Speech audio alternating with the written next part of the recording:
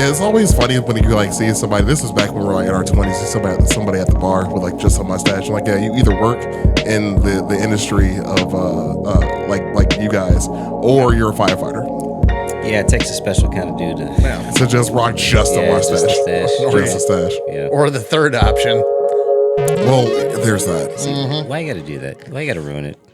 I didn't ruin anything. Yeah, you did. Oh, jeez. There's certain relatives of mine, DJ, that their favorite part of the podcast is you and me berating each other. Is this right? Well, I mean, thankfully we have episodes that's just dedicated to that. Essentially, whenever we're doing Star we got to Wars. do like a compilation. Yeah, we'll have to like. Oh, jeez. I'd have to spend a few hours. That's going to be a lot, dude. Like you need a day off for that shit. Like, that's a lot of time you're gonna need. Just the other day, I listened to the year-end review. One just for shits and giggles, just to brighten my day a little, and I forgot about the Puerto Rican spirit animal thing, and it was the first time John heard it in person. I had not laughed that hard. and I think I said to you, like, they're not remembering the joke, and then John's a Puerto Rican. And DJ goes, we're back. In the DJ way. That I can't imitate. I can recall the words, but I can't imitate DJ's cadence. Yeah. No, that's something special right there. Yeah.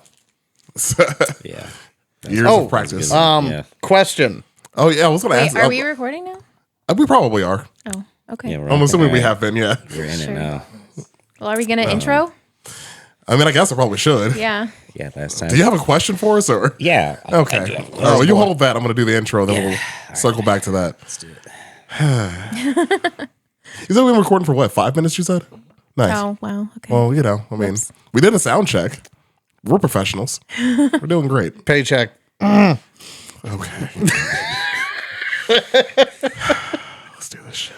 All right. Anyways, welcome to Quiet Takes Podcast. We are back at the Panel Network. So we're back on video again. And this time the audio is going to work. So you're all welcome. If you're new to the right? Brandy cast a spell. Whoopsie poopsie. I did, so behave. Okay. Anywho, so if you are new to the podcast, thanks for checking us out. We are a history podcast. Do a little bit of mystery, a little bit of music, but some listener suggestions. Which, by the way, I checked the list. We have like 5 of them we need to do. Do we? Really? Yeah, I completely forgot I wrote them down. And we got to get on that. So if you are a listener that sent us a topic, we will get to them. Wow. Yeah. Our bad. Wait, where'd they come from? The email? Some of them were in person. Some of them were just text messages. People have sent me. Oh, okay. I think somebody left a comment. Mo was the last one that hit us up. Like our friend Mo. Oh, yeah. Yeah. Mosif. Yep. So he got dropped off one. That's what reminded me, like, oh yeah, Mo had a topic. So I wrote it down and then wrote down who told me to write it down. And then I'm like, oh yeah, there's like 5 more of these things. So yeah, our bad. Anywho, so if you are a returning listener, this is our 3-year anniversary episode. So Woo! yeah, that's something. It's pretty cool. 3 years. 3 years. Guys, that's crazy. That's wild. Yeah, we actually stuck with it for 3 years. Look at us. It just flew by. It kind of did, honestly. Like a lot has happened personally, but the podcast has remained. So that's something. Charlie's gone. Yeah. Way old yeller. He had rabies? Have you seen him? Clearly. He doesn't monitor what he puts in his mouth. It's possible. Yeah. Anyways. It's quite possible. Jeez. He's not active enough for rabies. We haven't made fun of Charlie in a while, actually. That's my point. I miss Charlie. It's one of the things we lost. Never forget. R.I.P., I guess. R.I.P. Charlie. It's Armadillo Awareness Month. Jeez. Damn it. Okay. We're just going to keep this moving forward now. Where was I? Yes. Returning listeners, 3 anniversary, blah, blah, blah, blah, blah. Yeah, since I don't know if we're going to do a party this year. I mean, like, Foreign Local's hasn't reopened yet. So we don't have a beer for this year. We don't have a venue. We don't have a venue this year. We have the Panel Network, though. That's pretty tight. So here we are. Hey. Yeah, we gotta do something, At At least it's something. We'll figure out. We'll try to work out something.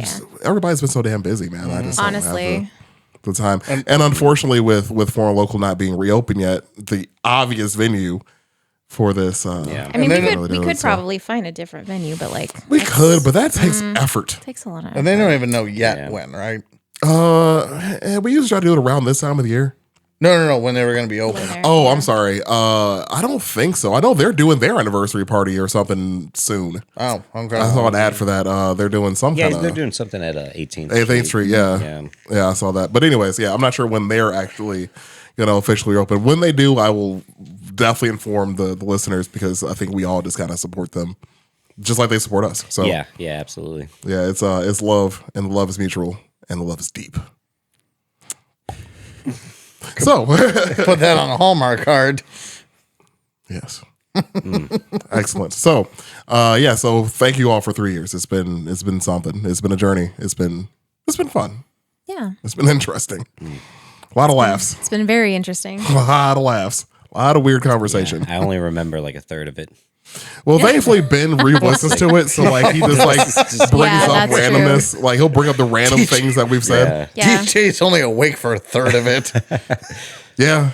You don't know that. Well, thankfully, I'm looking at you, motherfucker. What's the movie where the guy like tattoos his eylids? Oh yeah. Oh, And they're in the God. meeting and he like Yep. he opens his eyelid and everyone gets scared. It's like, oh shit. yep. I know the scene. I'm It's like drawing a blank, strange though. something. Strange Wilderness? Oh, Yeah. God. That was that movie? Fuck yeah. Shit. It's been a while. That was a good movie. Yeah, it was. Yeah, it was. Back to the intro though. Let's probably finish that so We're we can so actually bad at this. it's in our defense, it's late. It is late. This It's a is way Tuesday. later than we normally record. Hours Yeah. later than we normally record, which is fine. We're being hosted, so it's not like I'm gonna sit Yeah, there and complain about it. But like, normally I'm on my couch right now eating my snacks and watching some TV. Like that's pretty much where I'm at. So Yeah. and it's been a long day at work and shit. Anyways, not the point. Gonna stop complaining about it. So, returning listeners. Yes, the people that we are here for and why we're doing this. We always want to thank you, So thank you for being supportive for the Thanks. last 3 years. You guys Yeah. rock. Thanks, guys. And, the usual, drink some water. Tell your loved ones that you love them. Mm-hmm. And as per usual, you get your forehead kisses. It sounded crispier than normal. Oh. It sounded good. Yeah, it was good. It's Sounded been a while. good. It has been. Well, yeah. It's been a while since it's been a Yeah. surround sound. It's been monotone for quite some time. Yeah. It's been mono for a Yeah. bit, so it's fine. But yeah, we figure at least we do something special. And the Panel Network was kind enough to have us over here again. So if you haven't followed them on socials, follow them on socials. Follow them on wherever you listen to, or YouTube. You guys are mainly on YouTube. Yes, sure. Everywhere now. Oh no, shit, you guys have Nice. upgraded. Hell That's yeah, cool. good Oh, yeah. shit. Hell yeah, that's nice. Right on. I had no idea. I'm used to just YouTube for you guys. Right on. Buy everything. Okay. It's the way to go, man. It's like Yeah, it is. everybody uses something different. It's true. Though that's why we're on everything. I was like, just carpet bomb it. Yeah. Well, I mean, we have a service that does it for us. Yeah. I just got to post it one place and it just distributes it, so it makes it easier. But we do have listeners on pretty much every platform too. So, Yep. I mean, our big ones are still Spotify and Apple Podcast, but we have like iHeart has subscribers. I think people subscribe to us on like Pandora, which We is, do. We have Pandora Yeah, that's listeners. wild. We have people who listen to us on YouTube. we do have YouTube listeners. Now they get to see us again. That's yeah, nice. they get to see us again. What a nice surprise for that, like 2 or 3 YouTube listeners. What's up, guys? Hey, you know what? That's fine. We love them just as much as everybody else. Yeah. But yeah, we got some big goals for this year too. So we're gonna work on that. I know followers is our big one. We're gonna do another push. So please follow us. If you haven't already followed us on whatever you're listening to us on, give us a follow. We have a lot, but we want more. We're So greedy. honestly, yeah. Yeah. No, we're trying. There's like a threshold Mm-hmm. that once you get past this threshold, you can start, getting ads and sponsors and stuff like that. And that would help us grow and do more video content and do more fun stuff like this. Make So, things better. Yeah. Yeah, honestly. I mean, because this has been coming out of our pockets for 3 years now. DJ needs wallpaper. Very badly. We can get Susan Streisand in here to. He needs a wallpaper. That's such a random thing for him to need. Yeah, why does What am I fucking 90 years old why now? does he need wallpaper? Look at the glasses you're wearing and ask me that fucking question again. And also, your dad does live with you. Actually, this is starting to actually build a case for this. Yeah, Hunter S. Thompson. All right, I stand corrected. Yeah. I did forget I was wearing. Fear and loathe my foot up your ass. Yes. Anyways, what's the question for the day? As we gotta get this thing on the rails. Yeah, absolutely. So I was thinking about this because we're talking about this as a topic. Have you guys ever taken revenge on somebody or had somebody take revenge on Why you? are you picking something admissible in court? I mean, because like the first story that I thought about, I do not want to tell on the internet. I was young and very angry. Oh, okay. It was So Patreon? Yes. honestly, Yes. honestly, the Patreon could catch the story. Okay, so I do Yes. have a backup question if you guys don't want to get into that, since you guys are fucking criminals, apparently. Okay, I didn't say anything. I'm not a criminal, I said but nothing. what I did was so not okay. The longer I live, the harder it gets to get back to those stories, though. We'll talk about this on What's the After Days. backup question? Okay, Which one? me and Aaron are actually having this conversation. We got wings like a couple weeks ago, something As like we that. do. Food question? And I got boneless wings just because I was like, I don't feel like dealing with the bones. Yeah. Whatever. And he got his regular wings. And I was like, do you think there's more meat on the boneless wing Yes. than compared to the Absolutely. regular wing? Absolutely.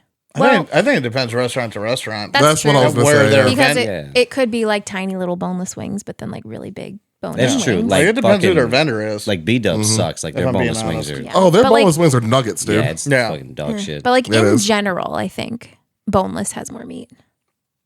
Yeah, I think I would agree for the most part.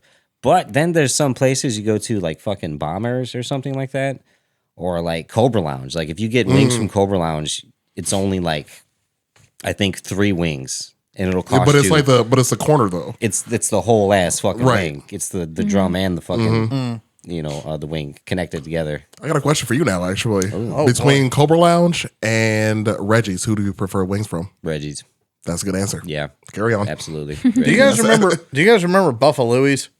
I do not. Wow, No? that Do you- sounds familiar. Was that There were a couple of them. The one by me was on 45th in Port Duluth. Well, by me as in Highland, but Yeah, no, I don't remember no. that, Yeah, they had. sound Never even heard of that familiar. before. Well, never mind. Thanks for nothing. I'll keep my core memory to myself. Yeah, I don't remember that at all, dude. What was it called again? Buffalo Louie's. Buffalo Louie's. That does not ring any bells. Yeah, to me. not even. You're a the little one bit. that surprises me. Yeah, I'm about to say, B, you grew up in Highland, Yeah. didn't you? Yeah, doesn't ring a bell. Huh. Interesting. Sorry. Okay. Yeah, I got nothing, dude. I never was in Highland until I got older. We'll go with the first question. So the nun's ass that I kicked. Oh, man. Oh man, yeah, that would be a good Patreon episode. Yes. Yeah, also, I have didn't to- mention I'd have that to think before. on that. We do have a Patreon as well, the Aftertaste, which we need to record one. It's been a little bit. It has been a while. But it's $1 a month, though, all Yeah, right? we Like, really it's do. $1. Give us a Come on, You guys. know, Yeah, it's It's- $1. Like, it's premium content. you can't get anything It for is. $1 anymore. Not even Already- wallpaper. Not even wallpaper. not even a mixed mickin', man. It's ridiculous. Yeah. I don't even think you can get an Arizona iced tea for $1 anymore. Yes, you No, can, you actually. can. You Can can you? get the You cans. can. The cans if you don't are. get it in the plastic Yeah. bottle, you can They get a can. made it a point. Staying strong. I like it. Yeah, dude. It's the CEO of Arizona has been safe for quite some time. Yes, exactly. Because of that, actually. Say the Costco guy too. Didn't he step down? Well, when he stepped down, he was the one that says, "If you touch the hot dogs, I'll fucking kill you." I love that. Hell I'm pretty sure it was Costco. Somebody, I saw It a was. video about whether like a Costco membership is actually worth it. Like if you actually save more money by paying for a Costco membership and shopping there. And the one thing that actually made it worth it was the hot dogs. Yeah. Like That's if hilarious. because they're so cheap that like I have if you get a hot dog every many day Lizzies. for like 2 weeks or something, you've already like paid back your Costco membership. the higher tier one, and that sounds about right, Yeah. actually. But honestly, like those damn all beef hot dogs, though, them things are fucking ridiculous. Like, it's the Kirkland brand all beef hot dogs, and it comes in like a thing of 3, but it's like so it's 3 separate packs of hot dogs. But dude, they're ridiculous. I love them. I have like 3 packs in my Yeah, I don't freezer. think I had them before. I have 3 packs in my freezer right now. Like, somebody at my house, you can take one home with you. Hell yeah. Hell yeah. Dude, I have a Costco membership and I live alone. Like, I have 2 fridges, Do thankfully. what you got to do. I just mooch off of my friends' Costco memberships. I used to That's what I do. for quite some time. I can't afford. Are you kidding me? I can afford a Costco membership. Apparently, I'm an aristocrat. Because, I'm just over here with my own. Guys, subscribe to our Patreon so I can afford a Costco membership. She needs those rotisseries. I I need a hot dog. Costco memberships and wallpaper. Yep. That reminds me, like, I don't know if Steve, you remember this or not, but like when me and Jess were there and we ran into you, and like, I don't know if she said it or if we had already done it. We were like looking around the store because she had never really been just had time to look around, and we were looking at the clothes, and she's like, you want to go stare at the rotisseries? Right? Stare at the rotisseries? Yes. Like I'm how not sure people- if she said that in front of you or if okay. Okay, I wish it was. Just buy them. I Take did. it home. You do. Like how people used to stare at TVs in the street yes. and storefronts? Yes. Just Yes. I used to. So, And we did. did you guys ever go to Boston Market? Very romantic. once I hated it. I used to love it, actually. Boston Market. I used to love Rest it. in peace, Boston Market. It's gone? But It's if- dead? I thought there was Yep. still one left in America. Fuck yeah. Not that I know of. Nope. I fucking hated that What's the place. matter with you? I fucking hated that What'd they place. ever do to you? It gave me terrible food. Every What time else I would they ever- do? Every time I ever went to Boston Market, their food was phenomenal. But I remember if you went in to order, they had the rotisseries like behind the counter, and you could just watch them. And like I would be ordering, waiting for them to get my food together, and I'm just like, This is why you and Jesse to hang out together. Like, just go off. it's a little mesmerizing. She has her own Costco card now. I just go with her and you guys stare at the rotisseries all day. Perfect. All sorts of at-home hypnotists with chickens on the end of chains. I mean, I get it. It's a weird concept when you think about it. Is it? Yeah. Okay. Just like stick a metal rod through something and turn it slowly, roast it. Maybe I should have picked Vlad the It's like a Impaler for my weird- guy today. It's just like a weird concept. Oh, dude, Vlad the Impaler would have been a great topic for today. I passed him up. He had such a good revenge story. He did, but he can be a whole episode. That's true. That's our Yeah, topic on- for on today, his by the own. way. Well, I mean, I used to like kind of wait to say the topic of the day. Then I realized it's in the fucking title, so It is people are in going the to see it title. anyways. Yeah. Yeah. Like, they know what they're signing up for. Yeah. They know what this is. Who wants to go first? That's a good question. You want to do some rock, paper, scissors? A four-way rock, paper, scissors? Little Rochambeau.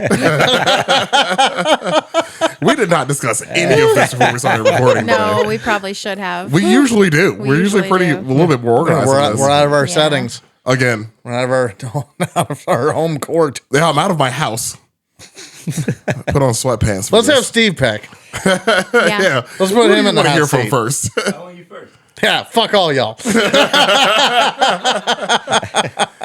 Fair enough. Go off. And for the record, that did not go the way I thought it was going to go. Well, that's what you get. Oh, yeah, I do. I have a guy named Ken Rex McElroy from over in Missouri. And let's see here. So I have it in kind of a story format. July 10th, 1981, Ken Rex McElroy was shot and killed in Skidmore, Missouri, in what became one of the most baffling cases law enforcement had ever encountered. The slaying took place in broad daylight, witnessed by numerous townspeople. Yet, despite the sheer number of onlookers, solving the crime proved impossible. The residents of Skidmore collectively refused to talk, and to this day, officials remain unsure who ultimately ended McElroy's life. It is the most complicated Irish last name to say, too, when you see how it's spelled. McElroy? Yeah, like sooner. Yeah, it's and I'm not the only one. You know, you hear people talking about him, and they'll say Is it McElroy. That's what I was thinking. Yeah, like, and a couple. Yeah, like people screwed up because there's an E in there. Oh. And yeah. Anyway, so if I do that, my apologies. So, born in 1934 to a family of destitute migrant laborers, McElroy dropped out of school at 15 and swiftly gained a reputation as a top-tier menace. He survived by stealing cattle and committing petty theft. Yes, in the 20th century, stealing cattle. Okay. And petty theft, amassing an extensive list of suspected crimes that include swiping gasoline, grain, livestock, and antiques. People steal cattle. Didn't you watch Yellowstone? Anywho, I was just like, I had to exhale that because I was waiting for Bendis to throw something. I felt his blood pressure rise. You guys have to ride together. He's too sensitive. You're too sensitive. I'm sensitive? You want to have this out now? See? I can't say anything without him freaking out. Again, that whole idea for the dash cam for you guys riding to wherever we I love record it. I love it. No, I was fine today. He was in a great mood. Okay. Yeah, never mind. Can't touch that one on air. The Patreon for why Ben's in a great mood. Oh, man. Anywho, so you really are rubbing off on me. This is how you bring it back in, man. Yeah. I'm gonna tell you. Yeah, so despite repeated allegations, McElroy continuously avoided conviction by employing intimidation tactics. He had a knack for coercion, using fear to silence potential witnesses, and a skill that benefited him for years. So this guy at his final weigh-in was like 270 pounds. Hopefully I wrote down his height here somewhere because it escapes me at the moment. But he's a 270-pound man. It's a big boy. Tall. Not abnormal though. Like that was the other thing. Like it was more of like a presence, and he definitely traded on stories of things that he's done in the past to kind of what would you call it? Bank it with his size. Oh, You know, if that makes sense. So I also feel like we've talked about this dude before now. This is all starting to ring a bell for me. I've never spoken about this guy. Not on air, but I Yeah. thought we might have talked about this in person. Oh, maybe. Actually, the only reason I'm doing this guy is because you guys took my favorite revenge story, and that's 47 Roman.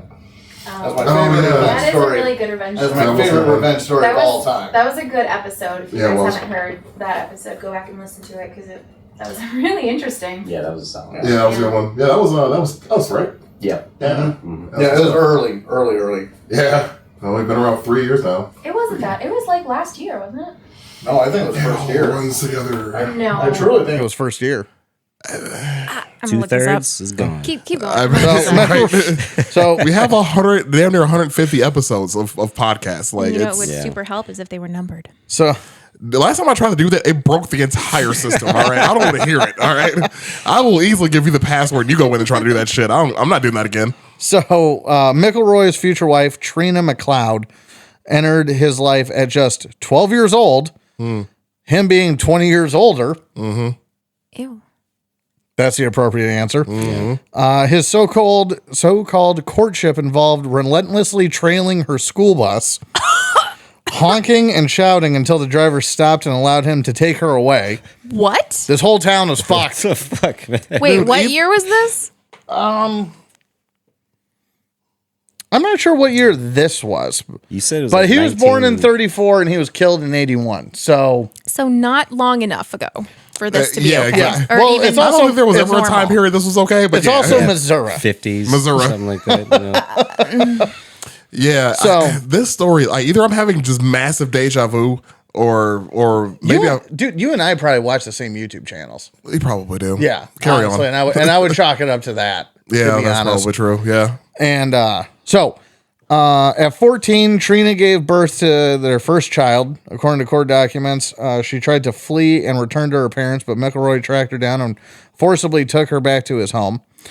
Even Trina's parents were too frightened to stand up to him. When they refused to let him marry their underage daughter, McElroy allegedly retaliated by killing their dog and setting their house on fire. I've heard this before. Wait a minute. Yeah, we're all hell, having man? flashbacks to this. Like, You're welcome. Wait a minute. He was charged with statutory sexual assault. okay. Yeah. Yeah. Well, that's the new thing, right? You got to cover Well, up yeah, the words. essays or yeah, we yeah, don't want to say the Yep. word. What? Yep. Just what you're saying. We You're don't wanna good. say- we just don't want to say the word Oh, for well, I thought I covered up the word. Yeah, you did. Oh, okay. You're good. I'm just saying you're fine. Just all dancing Go around past it, God damn it, just go. Yeah. Arson and assault. Trina and her baby were placed in foster care, but McElroy, enraged by their separation, retaliated once more. he would park outside the foster home, threatening to abduct the family's biological daughter unless they returned Trina in what he chillingly referred to as a girl-for-girl exchange. What? We're not done. Jesus. Trina later claimed that McElroy successfully married her in 1974, allowing him to evade prosecution for impregnating a minor, because that's a loophole, apparently. I know this story. As long as I know this story. As long as she was his wife, the law no longer seemed to apply. Yeah, there's a lot of states that are like that. Like if you're married, Yeah. it's like, Yeah, everything going out the window. It's Yeah. fine. It's fine. It's fine. Yeah, prohibited from testifying against a spouse. McElroy moved Trina into the home he already shared with his common-law wife, Alice. Despite his legal marriage to Trina, he continued fathering children with Alice. Altogether, McElroy had 11 children with 3 different women. Although Trina later retracted some of the accusations that had led to McElroy's multiple indictments, his notoriety for lawlessness was well documented. One of his more audacious crimes occurred in 1976 when he allegedly shot a farmer named Henry. Henry had confronted McElroy for firing weapons on his land, on Henry's land. And rather than backing down, McElroy responded with gunfire. As he awaited, meaning he shot him in the stomach, if I remember so right. he heard jeez. gunfire and then retaliated by shooting him in the stomach. Yeah, he came to talk to him and then just Right. went, no. No. As this is the one part of Missouri that nobody else had a gun to just solve all these I problems. was like, this Like, entire thing could have been solved by a gun. very early on. The whole story Very didn't have early to on. happen. Like, I got so mad reading it, just thinking like, my kid is not going off with Right? somebody. Are you out like of your I'm mind? going, Because and they're I'm big, perfectly yeah. comfortable putting my words on this legally. I'm going to kill you. Kneecaps first. Plain and simple. Like I It's am just- going to it's kill so you. weird to me that the parents were just like, "Oh, but he's scary." Like, Yeah. screw you. Are you kidding? Like Right. it's over. You have yeed your last haw. You are going to die if you're talking about a family member of mine. Like I'm Like not the- letting somebody the I care about moment- run off. The moment that or man not would run have off, be like dragged off. honked at my daughter's bus, I would have been like, "Oh, you're done. You are done, sir. Goodbye." Yeah, any civilized part of the nation, like it's what. And again, it's Missouri. Like these, Right. Yeah. There's- Yeah. It's Missouri. like I know there's guns in all of these houses. You're all just cowards. Or some sort of weird hippie commune that nobody discovered until later. But anyway, I just want to have a conversation with this girl's dad. I don't know that you do. Like, what is wrong with you? I don't know that you do. Pretty sure he's very dead at least. So Well, that's very true Well- now. get a good. Ouija board, I guess. But Oh, also 47 Ronin was September of 2023. okay, so 2 years ago. Yeah. That still seems way too short. Yeah. Time Anyway. is whatever. Yeah. So as he awaited trial, McElroy regularly parked his truck near Henry's farm, attempting to intimidate him into dropping the charge. This is a recurring thing with him just like sitting out outside of people's property, into dropping charges. Henry refused to be cowed, yet his courage ultimately proved futile. When the trial finally commenced, McElroy produced 2 raccoon hunters who testified that he had been with them at the time of the shooting, not on Henry's property. The jury believed them, and McElroy walked free once again. Yes, no one's as trustworthy as a raccoon hunter. The town of Skidmore's patience finally snapped in 1980 following the altercation at the local grocery store. Now, I highlighted the 2 big things. There are a bazillion things that have happened in between these 2 things. I would be here all day. The Casual Criminalist actually has an entire podcast episode on this, and it is an hour and a half long, going through Wow. everything. Just Like, how much of a piece of shit this dude was. the sexual assault and whatnot is not a sole instance or a sole victim. There's multiple. I've Two- definitely heard this story before, and he did a lot of No, terrible stuff. And again, with all the intimidation, he was indicted 21 times and got off free all but once. Yay, the Yeah. justice system. Yeah, he was indicted 21 times. And he actually had a lawyer. I should have looked it up because I really do recognize the name. He apparently went on over and over saying that he had a mob lawyer. And the last name was McFadden. And he would have been out of Kansas City, which matches. That actually adds up, yeah. It does add up. But for some reason, McFadden is and it might be coincidental, but it's a very familiar last name. And I do wonder, and I wish I'd had time to look into that guy. But he was the one that was getting him out of all these charges all the time. This McFadden guy, or getting the charges down to misdemeanors. Yeah. And I thought you were going to say, like, he went on to be OJ's lawyer. I'm like, that's up. Yeah, so for instance, one of the juice is loose. Yeah, for instance, one of the shootings went from attempted permanently loose. Went from attempted murder, very clearly attempted murder, down to basically serious bodily harm. So dropped it down to from felony to misdemeanor, and then still might have walked from that one. I forget, but it's a slew of just what the hell. Anyway, so. Where did I leave off? Patients finally stabbed in 1980 following an altercation at the local grocery store. A clerk mistakenly accused one of McElroy's daughters of stealing candy, sparking a confrontation between McElroy and the store's owners, 70-year-old Ernest Bowenkamp and his wife Lois. McElroy's reaction was as strange as it was disturbing. He offered Lois money to engage in a fist fight with Trina. She refused, but the dispute was far from over. It's wild. In the following weeks, McElroy began stalking the Bowen camps. Again, it's a recurrent thing. Just go and made me mad. I'm going to sit in my truck and stare at them. Yeah. Frequently parking outside their store with a firearm visible in his truck. The situation escalated in July of that year when McElroy confronted Bowenkamp on the store's loading dock. Two young boys were nearby, so McElroy handed them money to buy soda, eliminating any potential witnesses. Once they were gone, McElroy shot Bowenkamp in the neck.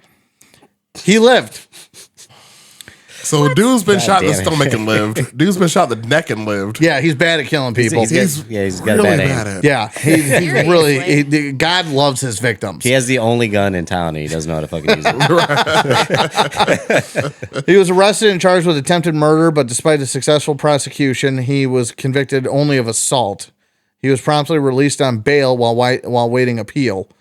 To the people of Skidmore, it seemed inevitable that McElroy would once again escape real punishment, but this time the town had had enough. A meeting was held to discuss the ongoing threat McElroy posed. What exactly was said remains a mystery, as those present have never disclosed the details. Although I guess it was the sheriff or some sort of deputy, what have you, did suggest a neighborhood watch. Well, he didn't shoot the sheriff or the deputy. And when I read that. And when I read that, God damn it, I laughed audibly. All right, a neighborhood watch.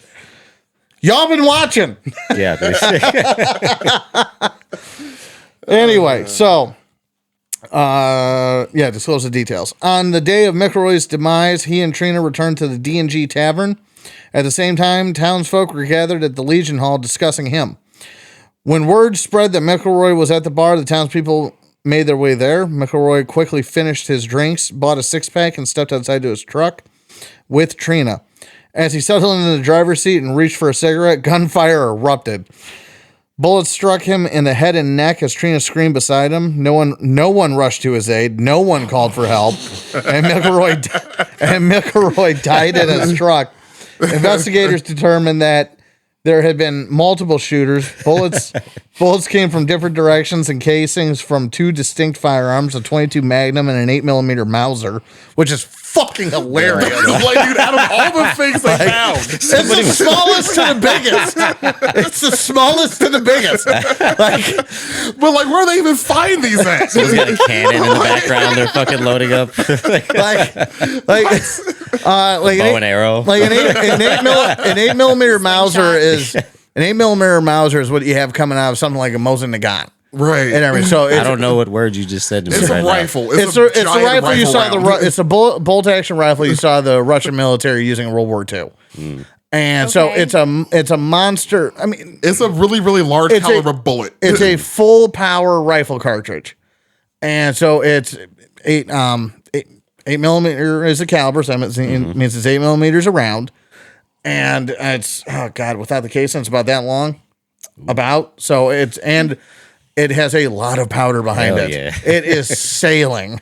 And then a 22 Magnum is no slouch either, even though it's small. It's a small bullet, but again, with a shitload of powder behind, not power, but powder behind it. Same thing. It is sailing through that body. Again, where do they even find these at though? Because it's such a those are random calibers to just have laying around your home. It's like somebody had a fucking That's box what he said, at not so home much, but with just like- like a bunch of random guns. The 22 Magnum is the rare Actually, one. that is rare. The 8 Magnum millimeter, part. the 8 millimeter Mauser, those Mosin Nagants have been. Well, they're cheap as fuck. I would say they've been cheap for so long that Right. yeah, like and surpluses and what There were a have lot you. of So Russians. and also like you brought a $50 rifle to a murder, so. Got it out the Yeah. Walmart. Hey, we're in Missouri. There's a river named after us. Chuck it in there. So investigators. I'm sorry, I already read that part. Yet, despite a grand jury investigation, an FBI probe, and over 100 interviews, mind you, 60 people watched this go down. Damn. And not a single resident of Skidmore broke their silence. I didn't see no arrests were ever made. Trina later accused a local rancher, Del Clement, of being one of the gunmen, but he never What the admitted hell did to Del it. do?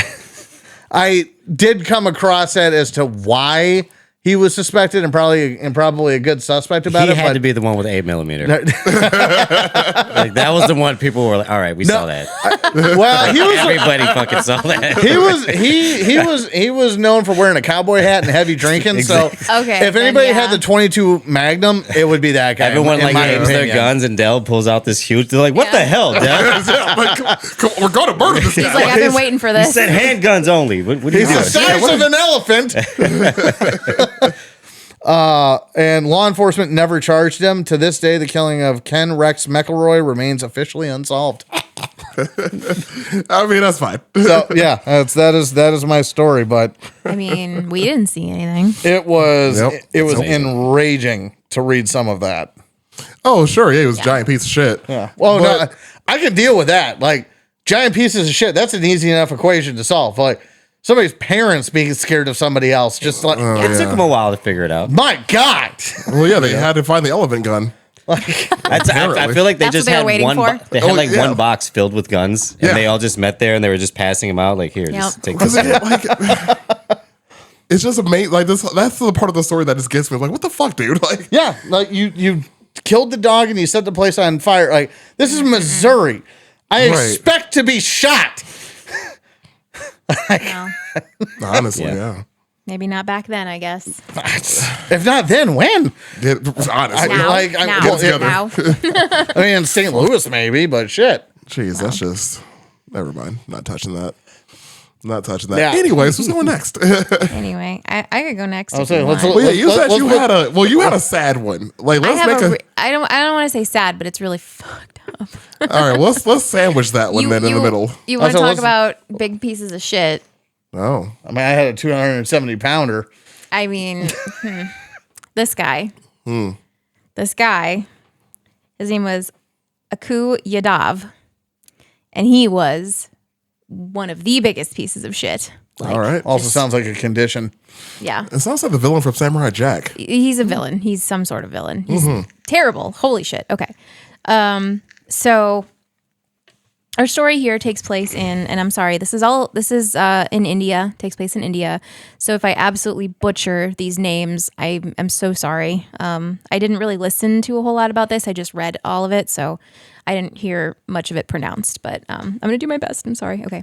So Aku Yadav is from the Katsurba Nagar slum outside the central Indian city of Nagpur, Maharashtra.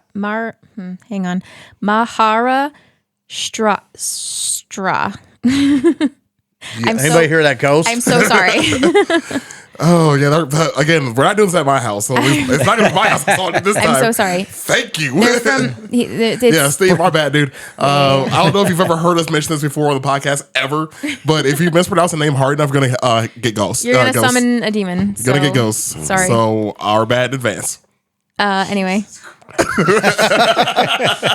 Also, on an unrelated note, bring Apu back. I miss that son of a bitch. Yeah. anyway. That's just, yep. This is my favorite Simpsons character. So Sure. One of. basically, it takes place in India, Yes. in a slum in India. And this was a time period of kind of like the 90s through the early 2000s. Would you define it as the 90s to the 2000s? The early 2000s. Okay. I just enjoyed the way you worded that.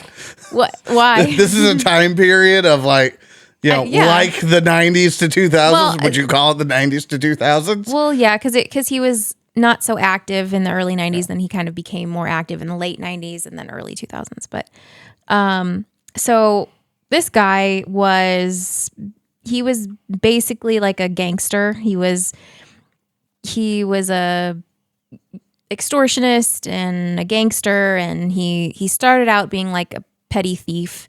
He would just steal from people, but then he was kind of a higher class than the people that he was committing crimes against. So he would steal from these lower class people, and they wouldn't really be able to do anything about it, because if they defended themselves, it was a crime. So like a because they thrill couldn't- seeker type, like just doing it for fun? Well, I mean, yeah, for fun, for profit, for whatever. He was just a bad guy. Okay. Just because you brought up class, I was trying to... Yeah, well, there's like classism. No, Hey, we're yeah. rich. They're poor. Yeah. Let's go Yeah. rob these poor people. Basically, That yes. sounds No, and familiar. that's why I was asking, like, just for fun or Because he could. okay. Thanks, Deej. Because he could. I appreciate that look, man. You got me. Yeah, I felt it. Yeah. So his crimes included kidnapping, sexual assault was his main MO, extortion, murder. He robbed whoever he wanted. He basically would threaten the women of this town with sexually assaulting them if they didn't do everything that he wanted them to do. If he didn't, he would break into people's houses, take whatever he wanted. If they didn't comply, he would sexually assault them. He also had like a gang of probably 50 or 60 other guys who kind of followed him and did whatever he wanted them to do. And he would get them to sexually assault women as a form of control, basically. He would, target specific, if he wanted something from a specific woman's husband, he would target her and have all of his men go in there and just sexually assault her until her husband did whatever he wanted him to do. Yeah. It's like It was- one step away from a cult leader. Basically, yeah. This guy was nuts. It was often used as a warning to others. He did this to girls as young as 10. He was a absolutely brutal sociopath. He liked torturing people. He didn't murder people very often, because basically what he did was he bribed the police to look the other way with these crimes. But if there was a murder, it was harder to cover up, so he would have to pay the police more, and he was cheap. So It'd be very, yeah. inconvenient. Exactly. It was inconvenient to murder people, so he just sexually assaulted them. And, I'm not using the term sexual assault to minimize what he was doing, because it was very, very much our wording. We just can't say that because of monetization purposes. Anyway, so he basically was had this whole town of people living in fear for a decade. He completely controlled this slum. He was just an absolute terror to these people. Everyone was terrified of him. Women wouldn't go outside alone. Even during the day, people were afraid even in their own homes, because he would just break into people's houses whenever he felt like it and just do whatever the hell he wanted to. It's Debo. Yeah. But way worse. Yeah, Yeah. totally, it's just Debo. Now, I'm just curious. It doesn't matter, but I'm just morbidly curious here. Mm-hmm. Is this out in the Indian sticks, or along It the was coast and the more populated areas? I don't know or specifically where it was, but it was a slum within a city. slum. Okay, Yeah. So, I'm just curious, I guess, how bad it is that he's getting away with it. I guess that's what I'm curious Well, about. he basically had the police in his Yeah. pocket, essentially. Right. So, extortion was his main source of income. If people didn't give him money or angered him in any way, he would hurt them. His main victims were, again, the people who lived in the slum. They're called Dalits. So they were basically like the untouchables or whatever, where like basically if they defended themselves, if someone came up and like shot him or stabbed him or whatever, they would be the ones who would be accused of a crime. So there was a store in the area that had, they would sell goods out of their home, and he would come by and just take whatever he wanted. And if, the store owners tried to stop him, he would sexually assault their wives and daughters. Yeah. He was very paranoid. He would see like young boys playing games in the streets, and he would break it up because he didn't want boys talking to each other because he thought they were plotting against him. He fucking should be. Yeah. Yeah. Exactly. He would warn people against reporting his crimes to the police. People still did. People reported his crimes all the time, but nobody did anything about it because they were all either being paid off by him or they were afraid of him. And because sexual assault was stigmatized, it was, women didn't often report that part of it because it was like shameful. So there was a few women who did report it, and the police would accuse them of being slutty, basically, or having an affair with him, or they would basically just be like, it's your own fault. So that it didn't really work. There was this big thing that I kept running into, which he allegedly sexually assaulted so many people that, according to the residents of the area, a victim lives in every other house there. Yeah. They know of at least 40 women that were sexually assaulted by him and his gang. The youngest being a 10-year-old girl. He did not discriminate any age, whether they were single, married, pregnant, whatever. He would torture them, cut off their ears, cut off their fingers, like crazy shit. This guy was insane. So anyway, I will spare you guys like the really gruesome details. If anyone wants to look into that, you definitely can. It's all over the internet. It's very involved. There's a whole Netflix documentary about it. I'm not going to get into the really gruesome stuff, but trust me, it's there. What's the name of it? Oh gosh. I don't mean to put you on the spot, but just since you mentioned it. I forget what the documentary is called. I didn't want dead air. Hang on. You're like, what do we do in this situation? That's like the third time I've reverted to the circus. We gotta like make our own commercials. Yeah, seriously. Oh, Be right this back. is why we need Yeah. sponsors. This is exactly what we need sponsorship. I'm sorry, Brad. It's called Indian Predator: Murder in a Courtroom. That's a title. Yes. That is the title. No. I'm sorry. I didn't mean to put you on the spot. But No, it's okay. if I didn't ask right then, I was going to forget to ask. It's okay. So basically what happened was he had targeted a woman, a specific woman who had just kind of like had enough of his shit, right? He sexually assaulted a 13-year-old girl, and this woman was going to report him.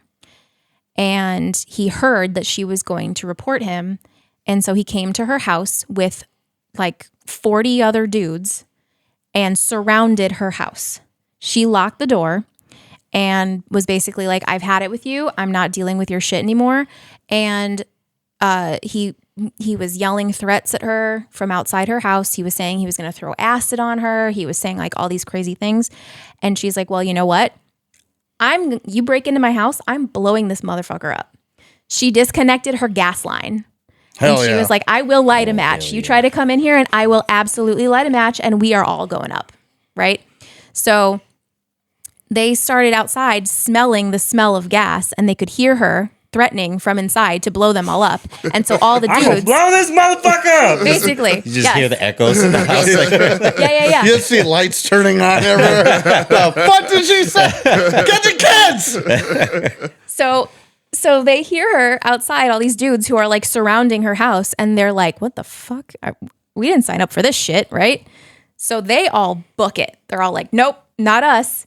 And then all of the people in the neighborhood saw that these men who had been terrifying them for a decade were just as scared themselves. You know, they didn't look so tough when they're running with their tails between their legs from a... That's how it goes. Yeah. Like, So the town was like, all right, we can stand up to these dudes.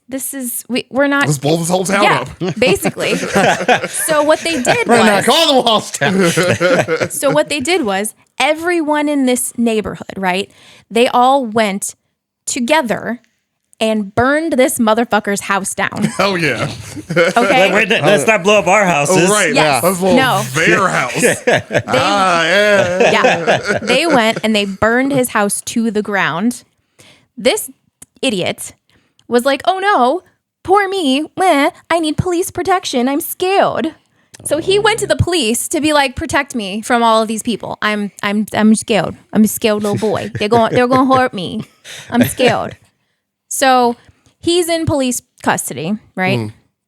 And all of these people are pissed. They're like, this isn't fair. This is nuts. He's been terrorizing us for years. We've been reporting it over and over again. Nobody's doing anything. And now you assholes are protecting him? Like what? How does that make any sense whatsoever? Right? So he's in prison for a while. Everyone is kind of rallying. Okay. His like court date comes around. He's being brought to the courthouse and a bunch of people show up. They're saying 600 to 400 women show up to his trial. Okay. He's getting brought into the courtroom. This mob is like getting angrier and angrier. They manage to get him into the courtroom, lock the door. These people break the door down. They lynch him. Oh, yeah. They take turns stabbing him. Single file lines. Yes. No kidding. No kidding. That's what you call a Mussolini. Hell yeah. They came in with kitchen knives, with rocks, with whatever the hell they had, and they would pass the knives to each other. hell they yeah. said It's a shiv line. yeah. They said they wanted each one of his victims to stab him at least once.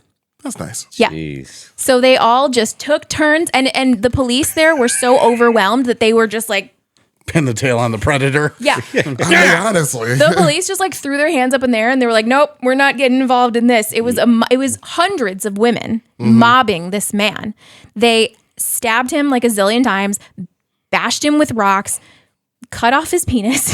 Obviously. I was waiting for that. Yes. It was gonna They threw happen. chili powder in his eyes. Somebody better to have had blind darts. him. Nice. They just lost it. They just absolutely mobbed and just attacked the crap out of this dude. And yep, I like it. yes. It's a good ending. So Hell yeah. yeah, so the women of this town got their revenge on this one dude who was basically just like a psychotic bully. Hell yeah. Must have took a long time. Oh, 600 I'm sure. people. Well, sure. you know, you got to be patient. Everybody sometimes, taking you know? a number. And the Fucker's best, gonna be dried out by the time I'm up there. and like the best part about it too was like afterwards there were still men who were like, oh no, he must have been murdered by a rival gang because women couldn't have murdered him. What do you mean? Women couldn't have killed someone. All they know how to do is cook. Random stoves are being disconnected all around town. Bullets motherfucker too. And like the women The were Indian troubles. The women were so upfront about it. They were like, we did this. Yes, we did. We killed him. We absolutely killed him. And still the authorities were like, nah, no, you didn't. And so they all ended Sure up getting you away did. with it. They all ended up getting away with it. There was a judge that like some of them got arrested and there was a judge that they kind of like went before and the judge was like, well, he kind of had it coming. It's like, do we really got to do this? Like, yeah. Can we just bury the guy? Like, There was no charges put against any of these women. They were just like, yeah. Nice. Nice. Yeah. It was a good great. one. So very, very messed up, very gruesome story, but Oh, yeah. very satisfying ending. And He probably lived too long though. what? Or I'm sorry, didn't live long enough. Excuse me. Yeah, Oh, to yeah. experience Yeah, the I full was- wrath of it all. Because they lynched Yeah. him too early, in my They- opinion. they- At least the yeah. way Brandy's telling it. They You did. gotta wait a little bit. Yeah, They did. You know, get that. That's what they should have like tortured him for a little while. And beforehand. then, And then, then, yeah. yeah. But I think it was just there were Like, so okay, many. Like, that- okay, we do it There's now, a or lot. we Yeah. do it now, or somebody's got to take him home and keep him on ice. Not let it go. Yeah. They also, I think they also didn't want, they wanted to do it pretty quick because they didn't want like police to come in and like break it up or whatever. Right. Sure. So they were just like, so it was mostly women. They said 400 to 600 women, and also lots of men were there Sure. as well. Yeah, But they right on. mostly let the women handle it. Yeah, I would have jumped in that line. sometimes, you know, Yeah. sometimes there's a lot of, you got it. Yep. Yep. So there's a lot more to say about his crimes. I could definitely get into that a lot more, but I won't for the sake of this is also a comedy podcast and not a Yeah. depress everybody for the rest of the evening podcast. Yeah, I think like we were all like collectively clenched. I know. Like the entire time. I know, I And it was know. like, oh, okay, the revenge part's cool. Yes. Okay, yeah, okay. Yep. Yeah, all right, we're good. And it was really good. It was really good. We're good. Yeah. Yeah. Yep. I also have a story about a woman taking revenge, but this one's actually it's good. Yeah? It's Okay, good. Whew, it's Not as messed up as no. mine. Wholesome revenge. Definitely not. But definitely justified. So it's a little bit of both. Also, nice call to the Mussolini thing though for the hanging part. Oh yeah, absolutely. Yeah, I like the whole Mussolini thing. For those that don't know, just a real quick sidebar. I like that he got kidnapped, or not kidnapped. He got captured with his mistress. Yep. Not even his wife. And it was his second time being captured. And his second time. Yeah. The dude sucked. Yeah. Yeah. Don't side with Hitler. Anyways, He was bad at being the villain. he really bad with being He really was. And he invented fascism, and he still sucked at it somehow. Yeah. How do you invent fascism and they're bad at it? Yeah. Anyways, It's almost like Microsoft with the Zune. Oh my God, the Zune. I own the Zune. I don't know I had how a my Zune brain too. went there, but I actually still have mine. I enough I found it in a box when I was moving. I had a Zune. Still works. Because my mom's ex-husband was very anti-Apple. Oh. So everyone around me had an iPod and I had a Zune. I was the manager of a game store and I got a discount on the Zune. So I bought a Zune. And there we go. Yep. That is all. Carry on. Anyway. All right. Anywho, as we're using today. All right, I got one for you guys. Like I said before, it's a good old she was something special. I don't know what kind of story we're about to get. But Well, it's French, so there's that. As our listeners probably know by now, I have beef with the French, but I do love their revenge. Like the French know how to do revenge properly. They can riot properly, and they do revenge. They don't take no properly. shit. and make They bread. take lots of shits, actually. No, well, yeah, they They take river. shits. they do take shits. They don't take they don't And they take use shit from shits. anybody else. It's There we go. particularly in the river. It's really Oh yeah, the shits in the river, and then the whole thing that happened. What was that last year? Where they were dumping shit on politicians' doorsteps. That wasn't Yeah. even a year ago. Yeah. That was like not even that long ago. Oh, Wait. yeah. Well, the Wait, what- agriculture thing. Was that France or Germany? That was France, where they were taking What? Okay. they were Yeah. taking truckloads of manure. Yeah, I And then they remember. rallied dumping on up for government. they rallied up for a holiday to it was like National Shit in the River Day. Yeah, no, I Well, remember that all was the that. Olympics. Oh, But I yeah, was, yeah, I was the referring to something else. Yeah, I remember They all used that. poop I just twice, for actually. some reason I was thinking it was maybe Germany with the manure. One thing France is not afraid of is something that smells really bad. So Very true. Yep. they're used to it. So my story comes to us from France, from a woman named again, this is going to be me butchering pronunciations again. You're all welcome. Same. So Jeanne de Clisson, C'est la vie. indeed. Sure. So Jeanne de Clisson was born in Brittany in 1300. So for those that did not pay attention during geography, I know I fucking didn't. Brittany at the time was right next door to France. So you had France, and then little thing on top of it was Brittany. So that's where this story takes place. It's important for the story as well because this is 1300. This does take place during the 100 Years' War, so that's going to come into play too. So yeah, born in Brittany, born in Brittany, 1300. Her parents were decently well off. There's mixed reviews about who her father was, apparently, but essentially they ended up giving her away in marriage, as was the tradition at the time. She was 12, but anyways, As was the tradition. as was tradition.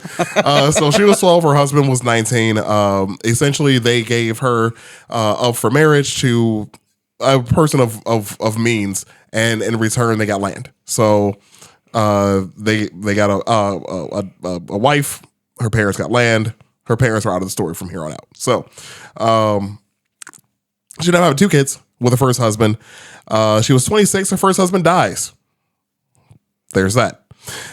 So he did have a castle. Or I'm sorry, that's the next guy. She was 26. Different guy. Yep, there's a few. So stick with me here. So She's after the sea baguette. well, it was all very wholesome except for the whole 12 years old part. But she's I 26 know. at this point, though. So I it's fine. can't pass up Yeah. saying baguette. Oh, I get it. Anyway, so she was 26-year-old. Her husband dies. She meets a dude named Olivier the Fourth. Olivier the Fourth de Clisson was a Breton noble. Wait, croissant? Clisson. Croissant. Croissant. Croissant. Croissant. I went Have to you the guys- store. have you guys seen that for video? a croissant. Where the- Croissant. Deburger. Are you referring to what I'm referring to? I think maybe. Okay. Where's the 2 guys and they're going back and forth and they're Mm-hmm. going croissant, Croissant. croissant. Yep, that's it. So, anyways, so Olivier was pretty well off. He actually, so her being 26 and already having 2 kids and now not having a husband kind of fucking sucked. 1300s. It wasn't a good time for her. Or I'm sorry, the 1400s was not a good time for her. Thankfully, she met Olivier. Oh, actually, I'm sorry. There was another guy in the middle of this too, but because she was older and had kids, the family had a lot of money and paid the Pope to annul the marriage. And so anyway, she found Olivier, who was a noble. Like I said, he had a castle in Clisson and a manor in Nats and land in Blaine.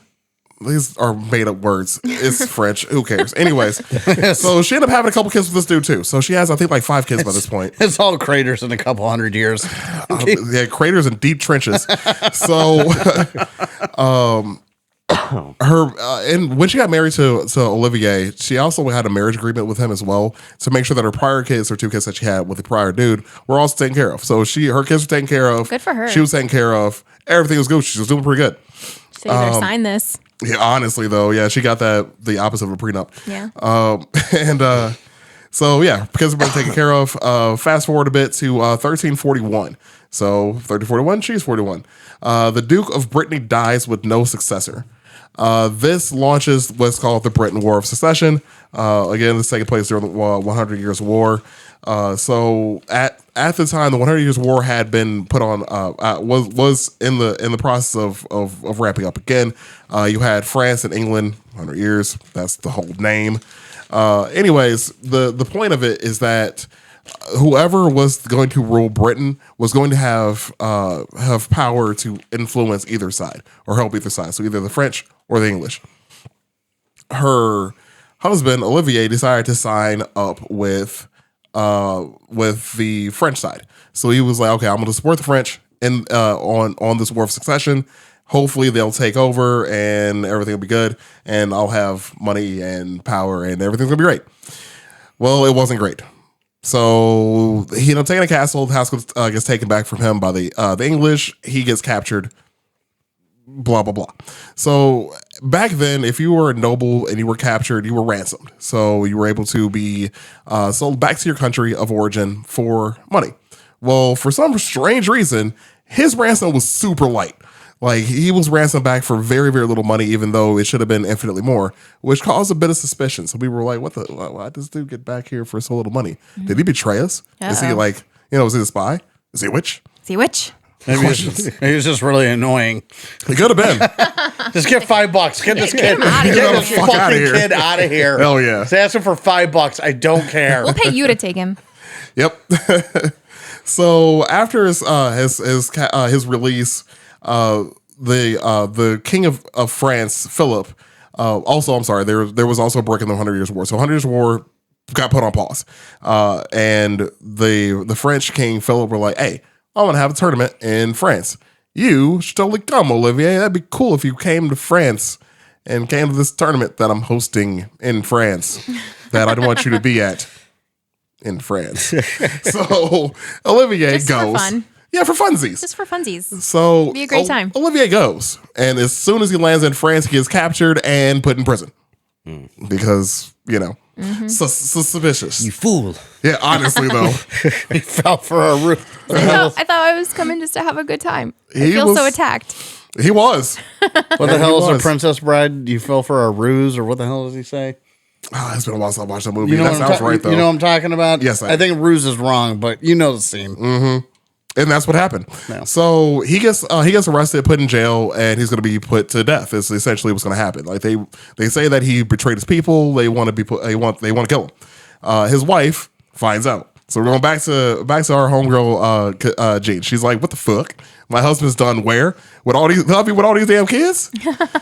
Absolutely not. No way." I found the one Absolutely good not. man in France and you fucking captured him. Hell no.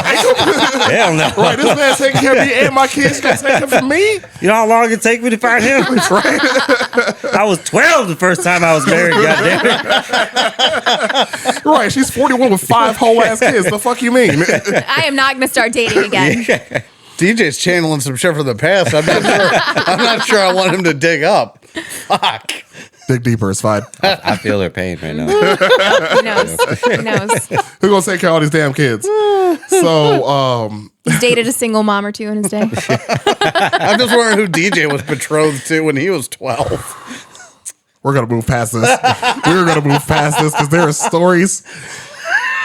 Anyway, Anyways, who's gonna take care of all these kids? So, little Tommy needs braces.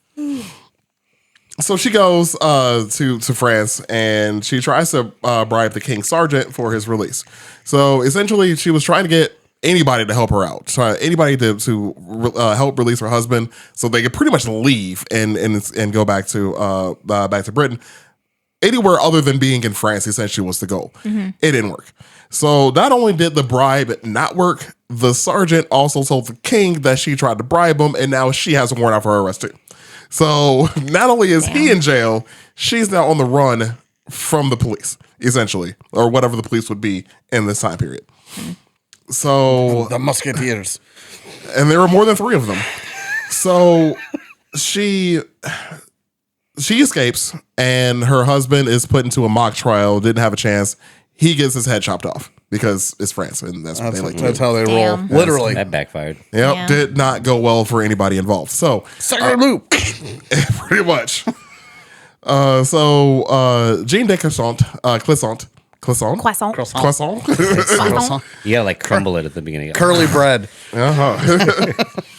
So, not only did Olivier get beheaded, they then displayed his body in France, like just strung his body and just displayed it in France, and then sent his head back on a pike to be displayed in Brittany. So yeah, and again, like I didn't think They're pissing her off at this point. it's not going to go well for them. We're going to get to that here in a minute. right. So the head makes it back to Brittany, and his head's on a stick, and it's been on a stick for a few weeks. Oh, God. So his head started to do that whole decomposing thing with bugs and shit. And Turning into a croissant. yeah. On a And- stick. on his stick. God. Oh, we just all showed our age. Yeah, I didn't know that you could do it in French though. On a stick. Exactly. So Jane takes her 2 youngest kids to see the riding head of their dad. So like That's one way for closure. that's one way to get pissed. Yeah, well, that so too. she's showing her like, hey, because this is what the king of France did to your father. I got an idea. So And these poor kids are like, Daddy? This is just reminding me of Oversimplified when they do the Russian Revolution. And it's just the dude's head in the bed. like, hey, dude, he's right there. He's gonna help us out. Boy! Oh, that part. Yeah. It's, people. your grandfather has a mild case of being blown up by a terrorist. These people are ungrateful. Oh, jeez. Oversimplifies this stuff. God bless Oversimplified. Agreed. So, anyways, So Jean shows against this beheaded dad. She then comes up with a brilliant plan on how to get revenge. So this is where the story goes in her favor a lot. So what she does is she sells off her entire estate. So I mentioned earlier what Olivier had. He had a castle, he had a manor, he had land. She sold all of it because essentially Philip from France was going to try to take it anyways. So she decided to sell it before he could Might take as well it. get the money for it. And she did. Yeah. To add on to that, she took that money and hired an army of 400 people. Hell yeah, she did. So Yep. our girl Jean and her 400 soldiers decided to march on the Chateau de Tofu. Chateau de Tofu. That's how I spelled it. It's not a real country and it never has been. My Lord. House of Tofu. You know, I think I've been there. Army of the croissant. It's a great vegan place. The army, Obviously. the army of the croissant meets the army of the tofu. And go. So what ended up happening was because Jean was known as a noble woman and a woman that was loyal to Philip, she went up to the castle gates and did her best acting she ever did in her life of I'm a helpless woman. Please help me. Oh no. Oh, woe was I'm me. so poor and alone and I'm a widow. Yep. Damsel in distress it Help me. straight up. I have all these kids. Right. Who gonna take all the damn kids? Say, call an ambulance, but not for me.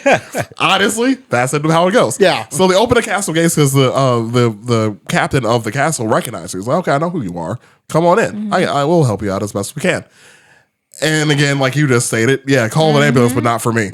And the 400 men under her command stormed the castle and killed everybody. Hell yeah. Hell yeah. Except for one person, who was then left with a message to go back to Philip and said, I'm coming for that ass. Yes. Yes. So Jade keeps doing this. Like she keeps going to castle. She took a few castles on that border area. She's got her handkerchief and she's like, Oh, please woe let was me in. Oh, woe was me. Oh no, help. You. And so it just starts killing people. But the best part, like the thing that she keeps doing though, the one constant theme throughout this entire story is she leaves one person alive to go tell the king what she's doing. Of course she does. Because I mean, you killed her man. The fuck you mean? It's great. So this is a message. And a very loud one. Yep. So she again like keeps taking garrisons, and she eventually makes her way to the Normandy coast. So the coast of France that she just keeps taking castles along it. So she's starting to gain some territory, and well, not really keeping it. She just kills them all, and she's like, "Oh, the ocean's right there. That's pretty tight." And then she captures some ships and makes her own navy. So Captures the ocean. Yes. She's like, well, there's no castles left. right. I got to capture something. Right, like this water looks cool.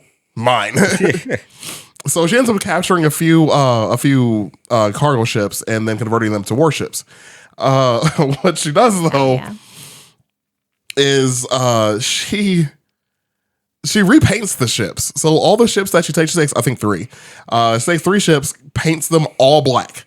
Yes. And then dyes the sails red. Yes. So she's just out there gangbanging at this point. Yes. Like, She is. She's repping them colors. Yeah, and she starts just raiding the coast, more of the coastline of France. So if there's a ship, a merchant ship, or any kind of ship that's leaving or going to France, she's taking it, but doesn't rob them. She just kills everybody, except for one person. She's pissed. And she was also known to carry a very large battle axe into battle. Oh, hell yeah. And was known for beheading every noble that she found on those ships. Yes, girl. It was a whole thing. She's pretty cool. Yeah. I want to be her for Halloween. You should. Her nickname became the Lioness of Brittany. Yes. So, you know, it's pretty sweet. So she keeps doing this for quite some time. She's just capturing ships, killing nobles, and sending the messages back to King Philip. Eventually, England finds out about this. So, like, England and France have been, like, they're on a kind of temporary truce, if you will. She's out there just being a pirate, which is cool. So, the King of England starts sending her money. She's like, here, have some money to help fund this, whatever you're doing out there. Please don't hurt us. That is an English and French tradition as old as time. Yeah, honestly. Yeah, we have several pirate episodes about that. I just meant the money. Oh, you're fighting them right now? Here you go. Honestly, I mean, that's how we got America. Yeah. Oh, you're fighting them? Here you go. Just back and forth, back and forth. So England was funding her. She's still out there fucking up the shipping for France. Unfortunately, the French military did get wise to her tactics, raised a sizable enough navy, and destroyed her fleet. Oh man. However, she didn't get captured. So in the middle of the battle, she escaped on a smaller ship. It's like, oh, this is going poorly for me. I wouldn't like go near that lady with the axe. I'd be Yeah, like, I'm not seriously. fucking trying She to capture has her. a giant axe that Yeah. used to behead people. Like, you I don't fucking want no capture part of her. that. Yeah, what do you mean? Yeah, they're like, yeah, the last thing I need. Also, They're she- like drawing straws as to who has to. I don't know why I kept getting missed this too. She was also a redhead.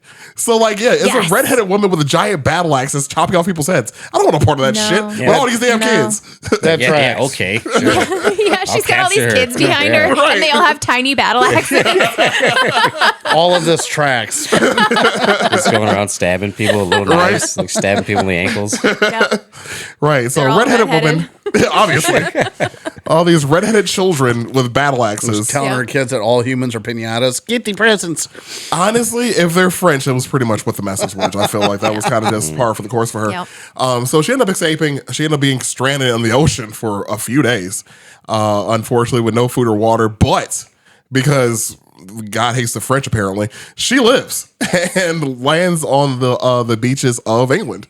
So Oh, damn. I was waiting for you to say that she was a previous tenant of Napoleon's Island when he got exiled. That's what, she's just there with an axe. that's what I was waiting for. She's an old lady with an axe looking at Napoleon like, you son of a bitch.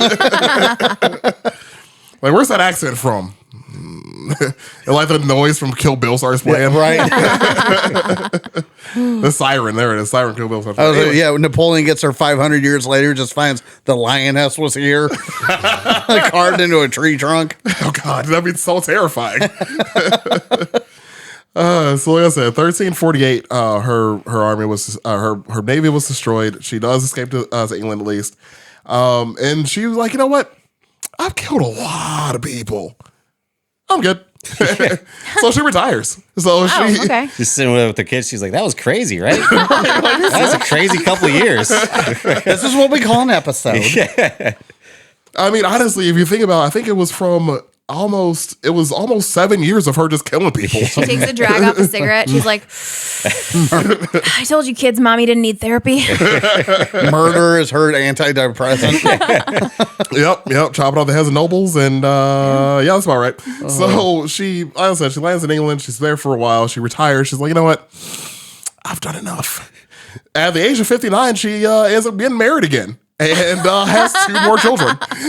Jesus. Yeah, she married Wow. an English knight, and I'm sorry, she died at 59. Oh, shit. She did. Well, it's 1400s. Yeah, I So That was probably a ripe old age. She was 1400s. fucking tired. After Like- killing all those nobles and having all them damn kids, yes, Yeah. because she did have 2 more kids with this English knight. That I she wonder if meets. he knew about her. She. Oh, he had to. I'm have. sure. Dude, the lioness of Brittany. You can't have that kind of name, and not everybody knows you. She's The like, fuck? Yeah. she's like, you think killing all these nobles and taking all these castles is hard? Try raising these damn kids. Right. They have axes and All of self-awareness. them. They need a stepdaddy. Right. 'Cause I think Imagine by that this Tinder point- bio. Oh, jeez. Do you hate the French? Can you handle a woman fiercely independent with Single mom. with a giant battle axe? I like to go axe throwing. Again, do you hate the French? Asked this a few times throughout the fucking bio. Yeah, she Feisty redheaded single mom looking for a stepdaddy who also hates the who French. also hates the French. Yeah, died in 1359, and she I think had she had like 7 or 8 kids, 9 kids. Damn. But yeah, she's still pretty good. But yeah, she retired. She actually That's awesome. just lived out the rest of her life chilling. Yeah. Good for her. Piracy is not known for its 401k plans. No, neither is beheading nobles. Yeah, that either. It's usually doesn't end well for you. I feel like the few people that piracy has ended well for have been women. I'm thinking about Anne Bonny, and I'm like, ugh. Well, Yeah. but I'm thinking of what's her name? The Asian Pirate the queen. Chinese. What's her name? The Chinese pirate queen. Yes. She retired too. She did retire. Yeah. With a very young man, if my memory serves. We did an episode about that. We sure did. We did an episode about and that. she basically like pirated for a while, and then she was like, all right, I'm done. Yeah, that's and right, then because her just husband chilled. died and she took over for her husband, and she was like, you know what, I got it. Yeah. It's fine. Yeah, I was thinking about the other ones, like the European women pirates. yeah. That they didn't do so well. That did not. I mean, one of them kind of. Go back and listen to the episode. If you guys Yeah. are not wondering what we're Well, talking about, we have like yeah. 2 episodes on pirates. I say, I mean, yeah, with Europe, you're dealing with the English Navy. That's the big. Well, they needed a giant battle axe, apparently. Yeah, like, well, no, I'm saying like that's you're fighting a Goliath. That's true. Yeah, But you need a giant battle axe. yeah, Apparently, you need a so- giant battle axe and have Everybody needs a a giant battle issue with the Right. French. Yeah, my way of saying you're not getting away from that. See, if you're she engaged in wasn't- piracy in the Atlantic. She wasn't fueled by like she wanted money or she wanted land or power. She was fueled by being really pissed. Just fucking mad. And I think that's why she And I succeeded. respect that. Yeah. I gotta respect that hustle. That's why she You killed her man, left her with all them damn kids. don't do it. You gotta go. Don't do it. Well, if you're not after money, it makes it very hard to predict. Yeah. So Yeah. With all them damn kids. Anyways, that's my story, and I'm sticking to it. That was great. Thank you. I feel like it was balanced on that one. Yeah. And I wanted to end with DJ's story just because of like the amount of dick jokes we're about to make. I'm it's so my excited. favorite Robin Yeah. Williams moment. So And you know, honestly, like we might even have to do like its own episode because there's so many That details. just always happen with your Like, stories. Yeah, it was just I went deep. I watched the series on Amazon. We're gonna talk about Lorena Bobbitt's. This was in 1993. You guys might have heard of this. Maybe you remember it. I was a kid, so I don't really fucking remember like when it happened because I was 4. I just remember all the jokes, I remember all the jokes. the TV shows, and Yep. Oh yeah, Yeah. that was and not understanding them. But yeah. You know, Yeah. this was like I said, 1993, and this is in Manassas, Virginia. And it's spelled really funny. When I read it, I was like, "This is man-asses." Okay. I would give anything to read one of your book reports when you were a kid. You just hear me in the back, like just fucking wheezing. Still somehow has all the tattoos. And he was born in Mississippi, which is coincidentally very hard to spell. Whenever I imagine like tiny child DJ, he still has tattoos. I can't. The mustache and tattoos, Yeah. the glasses. Yeah. It's just you, but small. A child with street cred. With one of those Kinda, spinny little top bit. hats. With the helicopter hat. Yeah. With the helicopter yeah. hat. So she was married to a fellow named John Wayne Bobbitt. And if you can't tell by that name right off the bat, it kind of like spells domestic violence right there. Well, John Well, whenever Wayne. they include the middle name, it's just going to be It's bad. usually pretty bad. Yeah, It's going to be bad. Yeah. So one night they kind of I don't know if I should get too much into like the pre-story before it, but they had an abusive relationship. John goes out with his friends one night. He has a couple drinks. To be specific, he had a couple shots. They're called B-52s, which from my understanding isn't a strong shot, but a shot regardless. You know, he claims to have a couple beers, a couple shots with friends, comes home that night. And his side of the story is completely different than Lorena's, of course, but his Imagine that. yeah. Call me OJ. Imagine that. So he basically comes home, passes out. Like he claims not blackout drunk, but he was blackout drunk. He claims to have some type of sexual relations with his wife Lorena, and then he wakes up and he's bleeding all over his crotch. In the middle of the night, Lorena had basically claimed that John came home blackout drunk, had sexually assaulted her, and then fell asleep. So in the middle of the night, she wakes up to get some water, and she opens the fridge, and from her testimony, she says she saw a glimmer of light off of an 8-inch carving knife in the kitchen, and it just like clicked in her head. She's like, I'm taking that dick. I was just saying, I'm going to get that dick.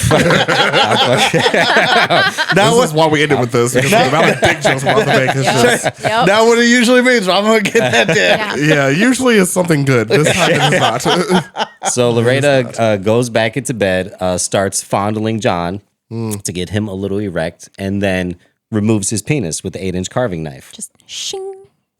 In the documentary, it's really funny because like when all the surgeons and all the doctors are involved, everybody's laughing when they're telling the story. Like they can't help it. They just can't help. Like every time they describe like the medical term for That's the surgery incredible. and all that stuff, like they're just like giggling. Like they can't fucking help it. They're like, he might have to pee for the rest of his life. Well, the medical term for this is trying to re-willy. I imagine something involving eunuchs, and I can't find it right now. I just can't find the terminology. I'll get back to you. So Lorena Bobbitt removes his penis, and obviously she's like, "Oh fuck! Like I got to get out of here," because he's still passed out at this point. He did not wake Wow. up during That this. did not wake him up. Still, I've yeah. never drank that much in my life. And this is the He just know got how a you couple fucking could. shots, Yeah, and that didn't wake him up. And this all comes out in the court afterwards because the court case goes back and forth so many times because they both get put on trial for different things during this. So she basically takes his what little piece of there's pictures of it. It's hilarious. It's a little acorn, Little guy. you know, with a red dress on, you know. She took out the midsection. Well, I mean, the dude was a piece of shit. So obviously his dick could not have Yeah, been it substantial. wasn't No. it wasn't flattering. No. So she takes Well, she had to like work him around a little bit Yeah. to get enough to. and the doctors. Work That's what I him was around gonna, a little bit. That's what I was gonna say. The I doctor. get it. It's just a funny term. She rustled his jimmies. Exactly. It's what Brandy's trying to say. The doctors actually said in the documentary that she actually did really good removing the penis. Oh, good for her. They were like, it's pretty She clean like cut. watched You the would make YouTube a tutorial great- first. You would make a great intern. Most of I remember all the other terms I know, like Russell Jimmy's, like he raised his frothy dander. Jeez. So Lorena decides she takes John Wayne's dick and his Game Boy. And his Yeah. damn, the Yeah. two most important things to this Oh man. my god, this is aging. I mean, like, This is aging the story so much Yeah. It too. really is. It's like a I thief don't in the remember the night. Game Boy She just part. fucking. I don't remember the Game Boy part. I don't remember that either. yeah. But that's Truly hilarious. didn't know anything about the story other than she cut his dick off. Yeah. Like I just Oh, man, I knew yeah. the highlights and the joke It's behind crazy. it. And, like I'm and- surprised yeah. they didn't make a comedy movie of this. Like Yeah. nobody grabbed this and was like, we need to make a movie But of this this. story you know? is told on like every single true crime podcast in like existence. It's amazing. So I've definitely heard this story a Oh lot. god, yeah, it's amazing. Yeah. So like a thief in the night, she takes his dick, his Game Boy. and just-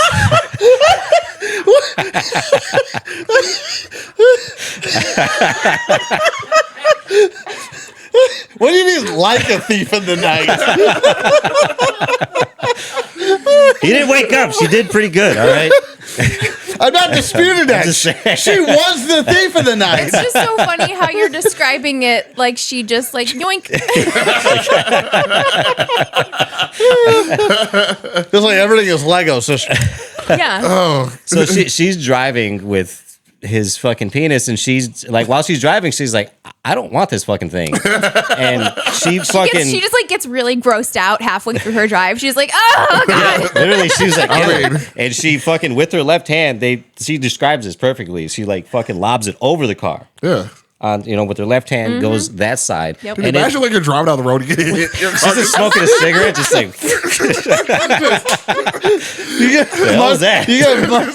you get mushrooms stamped at a bus stop, just waiting to go into your night shift, and everybody just having a cigarette, just what the fuck?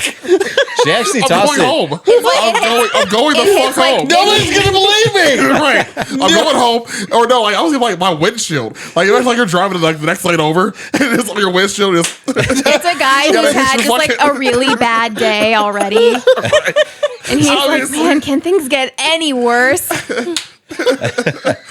oh no. So, Oh my god! No, actually, wait. You know, it was somebody yawning. God damn. Yeah, I'm going home. I'm going home. And I'm not telling anybody about this. Like I'm not, Hell no. I don't tell nobody about It this. was a gummy worm for the millionth time. We'll have to. I don't know if we should post a picture of it, but it's funny. I don't You think guys we can can. look it- You guys can look it up. Yeah, I think we'll skip. Yeah, I think we're gonna skip I that one, almost dude. fucking skip took a that picture one. when I was watching the documentary just to show you guys, but I didn't. I'm okay. So she fucking, throws that dick like a fucking Nerf ball. Just launches it. Yeah, She says, the depending whistling what one. side of the street she was just on, she threw yeets it it. pretty far because it landed near a 7-Eleven in like some tall grass. Dude, so you mean to tell me that she fucking course. Kareem Abdul-Jabbar skyhooked yeah, this she damn was- thing? It landed near This fucking 7-Eleven. skyhook this Like fucking dick. one of those whistling Nerf balls. Now, if you see this lady, she's fairly attractive, and she's from Ecuador. So don't mess with fucking Latin women, man. Nope. Don't do it. Don't do it. Don't fucking do it, man. Don't cut your dick off. After she throws the penis, she goes to her work at this nail salon, and her boss that she's been working for forever, she's like, I just cut this dude's dick off. She's like, I gotta tell somebody. you Like, will it's not. crazy. You will not believe what I did last night. It's funny because she clocked in for her shift for this shit. Yes. Well, she's a nail tech. Yeah, she's a nail tech. They can't keep their mouths shut. A nail yeah. tech from Ecuador. They can't. If it No way. happened today, there would be a selfie with the disembodied dick and a hashtag saying "Hot Girl Summer." Now, I meanwhile, firmly believe it. She literally clocked into work and she was like, "Girl."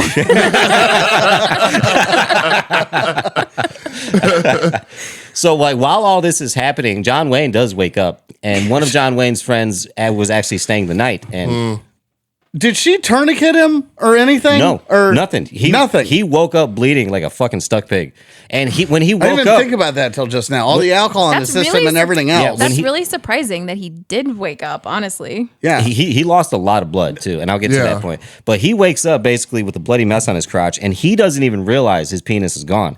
He basically wakes his friend up. He's like, "We got to go." And his friend was even like really like in the documentary, they were like he actually like took time to get ready, like he didn't leave right away. Oh my God. He's like, "It's cool, dude. You just fucking bleeding a little bit, whatever, dude." Yeah. And he's like, "I think something's wrong." Like he's like fucking trying to like. So did she like put his pants back on him or something? Oh god. No, he woke up like He woke up 'Cause- and just like pulled his pants yeah, up or because he something. claims they had sex that night and Okay. he fell asleep and woke up Yeah, dickless. yeah. Sure, You know. sure. Where is he?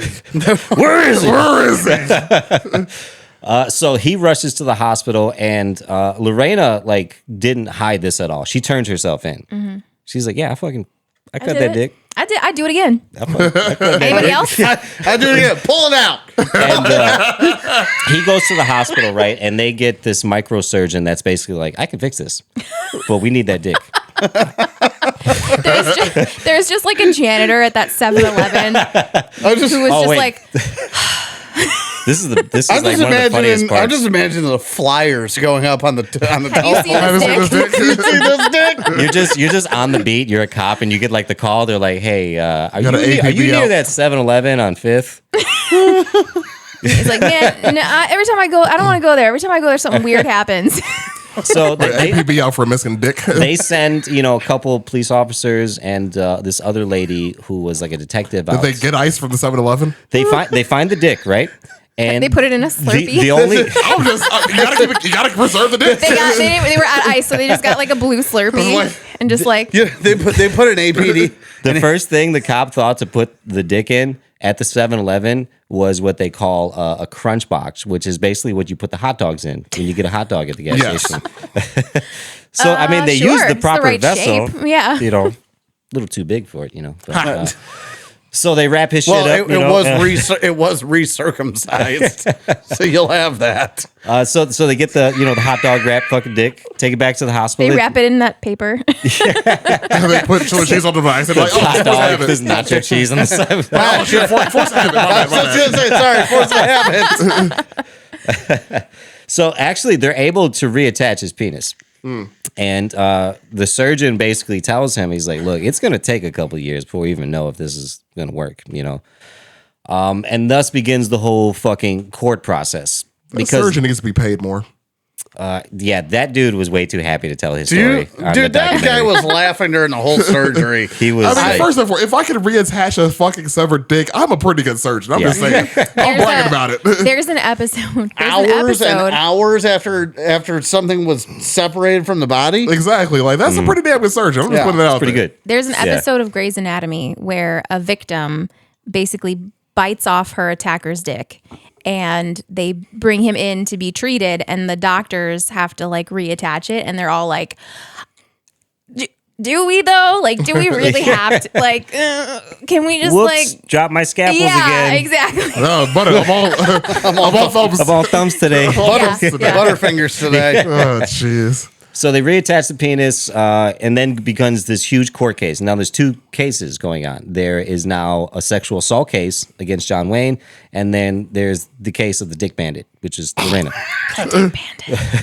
Also, when it's all about it, like I said, Grey's Anatomy is John's Anatomy. Yeah. Carry on. And this is 93, pre-internet, pre-social media, so this fucking blows up on the news. Comedians go crazy. Everyone's looking for interviews. Yep. Everybody wants the first interview from John. Everybody wants the first interview from Lorena. And I believe, it was not The View. I forgot what magazine actually got the first interview with Lorena.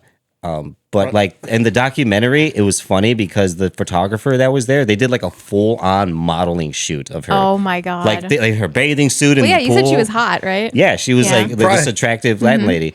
And she basically tells her story, And now the problem with this in Virginia, the law with the sexual assault case, because they were married, anything before 5 days of the actual crime, they weren't considering. So the jurors weren't to consider the 4 years of marriage and abuse that she went through, all the things leading up to this. And her case, she needed to prove basically criminally insane, that she had so much PTSD that she couldn't help herself from doing this. So her case wasn't looking so good because there was no witnesses to help corroborate anything, and they couldn't do any rape tests. Sexual assault test kits. To like Bleep that out. yeah, please. They couldn't because they only had a 5-day window. And so she was like, "How am I supposed to do this?" Somewhere towards the end of the trial, one of her customers at the nail salon comes forward. She tells a story that she's getting her nails done by Lorena, and she sees all the bruises on Lorena's arm, and she's like, "Oh my God, what happened?" And Lorena just opens up to her. She's like, "My husband's, been beating me up, all this other stuff." I'm telling you, those nail techs, they can't keep their mouth shut. Yeah. They talk. I used to do nails, I know. Yep. And because of that, now they have a witness, so she was able to get off criminally insane, Wow.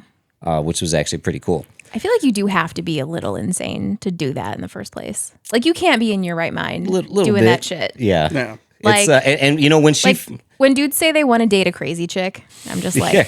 Now this is what was messing her up because when I she don't get that. No friend of mine. when she first gets arrested, the first statement she gave police was that she did it because he never made her have an orgasm. That was like her main reason. Run that back again. That he had never. No, the whole thing. The reason that she originally cut his penis off was because that he never gave her an orgasm before. And who's saying this? Lorena. Oh, this The was Dick her Bandit. original reason. okay. That's what. Okay, I did hear it the right way. I thought I didn't. Honey, you I and everybody apologize. else. Come on. I So apologize. this messed her up in court for a while, like to where this was like the big problem because they were like, "This is what you said," and she was like, "Yeah, but I was like, doing "I was nails. I threw the dick. joking." There's a hot dog, like Right. it all happened so fast, Life goes out quick. So there's a dick out of a window. Now John has a really interesting afterwards because he gets his penis reattached and then he kind of goes into hiding. He moves and gets hired on this dude ranch. He turtled up real quick. I'm sure. He moves to this dude ranch, become a rancher basically, and then at some point he decides, I'm fucking done hiding. I want to do porno, and he actually makes 2 porn films. I'm just Okay, So he went to a dude ranch. So I'm just thinking years of him writing this out, just going, ow. Ow. Ow. I was gonna say I can. Or he's like, I don't feel anything. Wouldn't it be pretty painful, like especially during the healing process? Like, I mean, definitely if she cut his balls off. Fortunately those for are ribs. John, after 2 years, he did get like full functionality of his penis. well, And apparently it wasn't that bad of a job. It didn't look too bad, you know. So the first film he does was actually filmed by Ron Jeremy, and it's called The Story of John Wayne Uncut. out of here. And Even though he was such a piece of shit, I gotta give credit for that name. it did really well. It actually sold in the first, Well, I believe yeah, the first of week, course. it sold 44,000 copies, which is That is hysterical. Yeah, of course it is. It's basically sexual tourism. yeah. And John kind of blows up a little bit after this. Now he gets his notoriety. He's doing interviews. He's on like Sally, Jesse, you know, Also doing with all these chlamydia. like classic 90s talk shows, you know. That's so funny. And he decides to do his second film. But now he's kind of got little head of about him, and he wants to do a second surgery on his penis, a penis enlargement surgery. Oh no. Now, this second film was called Frankenpenis. Oh my god. I mean, it is right there. It is right there. Now, the caveat to all this is John. I hate this story. I'm stuck between love and hate. This is the most white trash. Now, John has a second surgery, and it mangles his penis. The irony. So that he's left like that for life. Second film doesn't do good. He kind of goes downhill after that. He actually goes to. So you would say it just starts. It's a rapid decrease. He goes from midnight to 6. A deflation. That's what happens. A deflation in his popularity is what you're saying. I'm not sharing this one with family. His fame, We're okay for 3/4 of his it. fame starts to shrink a bit. A little bit. Now, later on down the road, he actually gets a job at this ranch you guys might have heard of in Vegas called the Bunny Ranch. Oh, yes. And he does really bad there. He drinks a lot. The girls fucking hate him. The guy that They're like, owns the damn, ranch, we know why she cut off his penis. he has kind of a little following behind him because in the news, you got to understand, this is like one of the first cases where women are like, this is a revenge story because nobody, every time a sexual assault case comes out, it's pretty much just blown over. You know what I mean? Like nobody's being heard. So now it's like, everyone's like, fuck yeah. Like it starts like a whole fucking She movement. did what you know? probably hundreds of women wish they could have Yeah, done. exactly. And she got away with it, you know? Yeah. And there was a lot of people backing John. Like Howard Stern did a whole segment on him where he had John on and they had people donate money. And the meter was like a penis that would get bigger as the more people donated money. No sentence you just said was a surprise. but it did hurt a bit. Yeah. Yeah. John ends up getting with one of the girls at the Bunny Ranch. They move somewhere, I believe in LA. She rents an apartment for him. A couple years go by. She realizes he's a piece of shit. Because even when he was married to Lorena, one of the many reasons she did what she did was he was a bum. You know, he didn't work. He was on unemployment. Her nail salon was like supporting everything. They lost their house to foreclosure because he wasn't paying bills, things like that, you know. So John ends up not doing so well in the end. You know, he gets really sick.